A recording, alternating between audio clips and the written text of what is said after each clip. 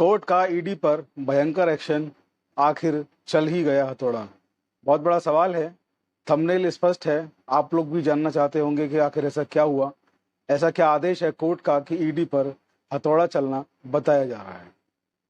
Social media पर, अखबार, television, इन तमाम जगहों पर, न्यूज़ पोर्टल्स पर आजकल जो आप देख रहे हैं, जो सुन रहे हैं, वो एक अलग ही चीज़ें जो निकल निकल कर आ रही हैं सामने। आप देख रहे हैं कि देश के सीजीआई जो हैं वो देश में न्याय की जो एक व्यवस्था है उसको लागू करने के लिए जी जान से लगे हुए हैं, बहुत बेहतरीन प्रदर्शन कर रहे हैं। देश के सीजीआई ने अब तक जो काम किए हैं वो अब तक और सीजीआई जो रहे हैं वो शायद नहीं कर पाए हैं। इसी कारण देश के आम आदमी की जो न्याय के प्रति जो एक आस्था है, विश्वास है, और मजबूत हुआ है, और एक आम आदमी न्यायालय की तरफ न्याय के लिए अब देखने भी लगा है। दूसरा, आप लोग देख रहे हैं कि देश में चुनाव का माहौल है। 2 चरणों के चुनाव हो चुके हैं, तीसरे चरण का चुनाव हो रहा है, और भी चुनाव होने हैं। अब तो बस कुछ महीनों की बात है, फिर एक नई सरकार का गठन होगा। देखने वाली बात रहेगी कि भाजपा रिपीट करती है अपने आप को, या दूसरे जो दल हैं इनसे कोई जीत करके प्रधानमंत्री बनते हैं। ये बात अभी भविष्य के गर्त में है। जैसे ही इस बात का नतीजा आएगा कि कौन चुनाव जीता है, आपको सब अपडेट कराएंगे, अवगत कराएंगे। आप लोग देख रहे हैं कि ईडी किस तरीके से काम कर रही है। कभी ईडी के जो अधिकारी हैं वो मुख्यमंत्री या किसी भी मंत्री पर कार्रवाई करते हैं, उनको जेल भेज देते हैं। और आप लोग देख रहे हैं कि कभी ईडी के जो अधिकारी हैं उनके ऊपर भी एफआईआर होती है, जांच होती है, और कभी कभी वो रिश्वत लेते रंगे हाथों भी पकड़े जाते हैं। तो कुल मिला के छुपा छुपी का खेल जो चल रहा है ईडी का, ये भी आप लोग देख रहे हैं। दूसरा, आप लोग देख रहे हैं दिल्ली का शराब कांड। इस वक्त देश का सबसे बड़ा जो एक कांड निकला है, दिल्ली शराब कांड, यानी कि दिल्ली की शराब की आबकारी नीति जो निकली है, उसमें दिल्ली के डिप्टी चीफ मिनिस्टर लंबे समय से जेल में बंद हैं। दिल्ली के जो मुख्यमंत्री हैं अरविंद केजरीवाल, जेल से सरकार चला रहे हैं। हालांकि कई बार न्यायालय में रिट दाखिल की गई कि जेल से सरकार नहीं चला सकते, उनको बर्खास्त किया जाए। राष्ट्रपति शासन लगाने की बात भी हुई, लेकिन न्यायालय ने संविधान का हवाला देते हुए मना कर दिया, स्पष्ट कर दिया, सारी याचिकाएं खारिज कर दी। एक याचिका ये भी दाखिल हुई कि इनको मुख्यमंत्री बने रहने दिया जाए। न्यायालय ने उस पर भी आर्डर जारी किया। आप लोगों ने देखा कि सूरत का जो चुनाव हुआ, किस तरीके से कांग्रेस के जो प्रत्याशी थे उन्होंने सरेंडर किया, और कांग्रेस के नेताओं ने बड़े बड़े आरोप लगाए। चुनाव आयोग को शिकायत हुई, और 400 पार का जो नारा दिया भाजपा सरकार का मोदी जी ने, उसमें सबसे पहली सीट सूरत से वो जीते, और निर्विरोध रूप से जीते। इसके बाद आपने देखा कि इंदौर की सीट भी वो जीत गए। वहाँ भी जो कांग्रेस के प्रत्याशी थे उन्होंने किस तरीके से लोकतंत्र का मजाक बनाया, ये भी आपने देखा। पूरे देश ने इस चीज़ को देखा। तो फिलहाल जो मामला है वो ईडी से संबंधित है। न्यायालय का बहुत बड़ा आदेश ईडी पर हुआ है। हुआ यूँ, थोड़ा सा मैं आपको ब्रीफ कर देता हूँ, आप लोगों की समझ में आ जाएगा कि जो सीजीआई साहब ने अब कार्यभार संभाला था अपना, तो उन्होंने कहा था कि जो निचली अदालतें हैं, जो ट्रायल कोर्ट्स हैं, वो बिना डरे आदेश पारित करें। उन्होंने डरने की, दबाव में रहने की ज़रूरत नहीं। उसके बाद से जो आदेश आने लगे निचली अदालतों के, ट्रायल कोर्ट्स के जो आदेश आने लगे, बहुत बेहतरीन आदेश वो आने लगे। इसी क्रम में दिल्ली की राउज एवेन्यू कोर्ट के स्पेशल जज हैं विशाल गोग ने, उन्होंने प्राइवेट डॉक्टरों के बयान दर्ज कराने के लिए पीएमएलए की धारा 50 लागू करने के लिए ईडी की खिंचाई की है। मतलब ईडी ने डॉक्टरों का, ईडी को बयान दर्ज करना था, उनको समन किया गया, इलाज करने वाले डॉक्टरों को, और समन पर वो हाजिर नहीं हुए। तो धारा 50 के तहत पीएमएलए जो है, धन शोधन अधिनियम, उसके तहत उन पर कार्रवाई करने की बात जब हुई, तो इस पर जो न्यायालय ने कहा वो मैं आपको अपडेट करा रहा हूँ, और आप लोगों तक शायद ये न्यूज़ पहुँची होगी। सोशल मीडिया पर ये जो न्यूज़ है बहुत चर्चाओं में है। तो जो विशेष न्यायाधीश हैं, स्पेशल जज जो हैं विशाल गोग ने, उन्होंने प्राइवेट डॉक्टरों के बयान दर्ज कराने के लिए पीएमएलए की धारा 50 लागू करने पर ईडी को फटकार लगाई, खिंचाई की। मनी लॉन्ड्रिंग मामले में अंतरित जमानत पर रिहा होने के बाद जो आरोपी है अमित कात्याल की अंतरिम बेल पर तारीख बढ़ाए जाने को लेकर ईडी ने इसका विरोध किया था। एक इसमें अभियुक्त की गिरफ्तारी हुई जिनका नाम अमित है, उनको अंतरिम बेल कोर्ट ने दी। उस अंतरिम बेल की डेट को एक्सटेंड किया जाना था, बढ़ाया जाना था। उसको लेकर के ईडी ने इस बात का विरोध किया कि इनकी जो डेट है जमानत की, अंतरिम जमानत की, उसको ना बढ़ाया जाए।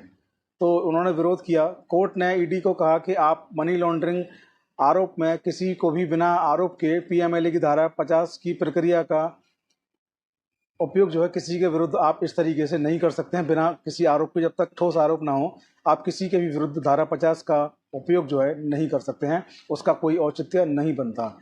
ईडी खुद को शक्तियां नहीं सौंप सकती। न्यायालय का बहुत बड़ा आदेश है, इस आदेश के व्यापक मायने हैं, व्यापक इसका असर आपको आने वाले समय में देखने को मिलेगा। जो न्यायालय ने कहा कि ईडी अपने आपको यानी कि खुद को शक्तियां नहीं सौंप सकता।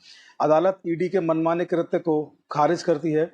अदालत ने जो ईडी की जो दलील थी, ईडी का जो भी इसमें पूरी कार्रवाई में जो भी ईडी ने जो कृत्य किया, यानी कि इलाज करने वाले डॉक्टरों को सम्मन जो किया गया धारा 50 के तहत, ईडी ने उसको भी खारिज कर दिया। और ईडी ने इस पूरे मसले पर जो आरोपी था, जिसकी की बेल को रेगुलर करने की, बेल को आगे एक्सटेंड करने की जो बात हो रही थी अमित की, उसकी जो जमानत याचिका थी उसको खारिज कर दिया। और वजह ईडी ने जो बताई थी उसको कोर्ट ने मान लिया कि वो बिल्कुल स्वस्थ था, यानी कि आरोपी बिल्कुल स्वस्थ है। उसको जो उसकी बेल है, अंतरिम जो उसकी ज़मानत है, उसको आगे बढ़ाया जाना न्याय हित में आवश्यक नहीं है। तो कोर्ट ने यहाँ पर दो काम किए कि जो आरोपी था उसका देखा कि वो स्वस्थ है तो उसकी ज़मानत खारिज कर दी। लेकिन ईडी पर जो कोर्ट ने टिप्पणियां की, उन टिप्पणियों के व्यापक असर आपको आने वाले भविष्य में देखने को मिलेगा। मैं आप लोगों को फिर से रिमाइंड कर दूं, ईडी पर जो टिप्पणियां की कोर्ट ने स्पष्ट कहा कि आप धारा 50 के तहत किसी पर भी मनमानी कार्रवाई नहीं कर सकते हैं। ईडी स्वयं को शक्तियां नहीं सौंप सकती है। और ईडी का जो स्वयं को शक्तियां सौंपने का जो एक सिलसिला जो चला है, उस पर एक तरह से इस न्यायालय के आदेश के बाद ब्रेक लगेगी। इस जो रफ्तार ईडी ने पकड़ी है धारा 50 पीएमएलए यानी कि धन शोधन अधिनियम का इस्तेमाल करने की, जो उसकी धारा 50 है, उसका जो उपयोग ईडी आजकल कर रही है, इस आदेश के बाद उन चीज़ों पर भी कहीं ना कहीं आपको ब्रेक देखने को मिलेगा। तो कुल मिलाकर देश के जो इस वक्त के हालात हैं, चुनाव चल रहा है, चुनाव के बीचों बीच में आप लोग देखते हैं कि कभी कोई किसी तरीके का बयान जारी होता है, कभी कोई किसी तरीके का बयान जारी होता है। आप लोग अभी मैं कल की बात करूं तो आप लोगों ने देखा होगा कि जम्मू के जो पूर्व मुख्यमंत्री हैं फारूक अब्दुल्ला, उन्होंने विवादास्पद जो बयान दिया पाकिस्तान को लेकर के, उन पर परमाणु हथियार है। आप सब लोगों ने सोशल मीडिया, टेलीविज़न, अखबार के माध्यम से उसको देखा होगा। भारत के नेताओं को ऐसे बयान भी नहीं देने चाहिए जो देश की अखंडता जो है उसको कहीं ना कहीं उसको कमज़ोर करने का काम करते हैं। भारत के किसी भी नेता को ऐसा बयान नहीं देना चाहिए, ऐसे बयान से बचना चाहिए, क्योंकि देश में जो संविधान है वो सर्वोपरि है। संविधान को सबको मानना चाहिए। और आजकल आप लोग देख रहे होंगे कि चुनावों में संविधान की एक अलग ही आपको दिशा देखने को मिल रही है। कभी आप देखते हैं कि कांग्रेस के वरिष्ठ नेता हैं, वो संविधान की प्रतियां जो हैं वो अपने चुनावी भाषण में दिखाते हुए आपको नज़र आते हैं।